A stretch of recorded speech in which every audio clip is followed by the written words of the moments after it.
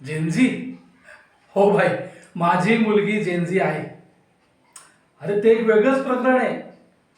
म्हणजे आपण कसे 90s वाले मिलेनियल. आपण घरात आई वडिलांचा, शाळेमध्ये शिक्षकांचा मार खाल्ला आणि तो आपण गपगुमान सहन केला. हो ना? हा बॉन्ड आमचा कमाल आहे. पण माझ्या सगळ्याच गोष्टी ती ऐकते असं नाही. म्हणजे आपण सांगितलं की ही गोष्ट करायची नाही तर ती तीच गोष्ट करणार. हा ते आईबाबाचं ऐकतच नाही. त्यांच्या मनाला जे वाटेल तेच ते करणार.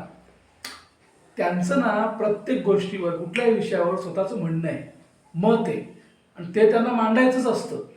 मग काही झालं तरी ते मागे हटत नाही. आईबापाचंच काय, वेळ पडल्यास सरकारला सुद्धा झुकायला लावतील. हो हो.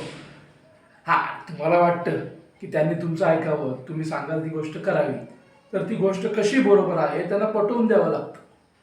त्यांना जर पटलं तर मग ते ती गोष्ट करतील. हो. हे अल्फा प्लस नाही, जेनझी प्लस नाही, जेनझी अल्फा म्हण. म्हणजे माझी मुलगी जेनझी आहे, ती घरात माझा घाम काढते. तुमची येणारी बाळं ही जेनझी अल्फा असणार आहेत. ते तुमचं काय करतील ते देवालाच ठाऊक. जेनझीची पुढची बॅच जेनझी अल्फा.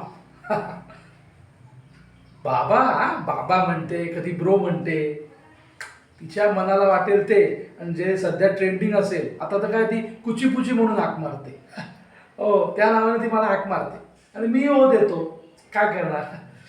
हा, एक मिनिट, फोन आला. हे बघ, 100 वर्ष आयुष्य जेनझी कार्टी नावाने सेव्ह केलंय. बोलतो. हा बोल बाळा. हा सॉरी, सुविधा बोल. हा, काय झालं?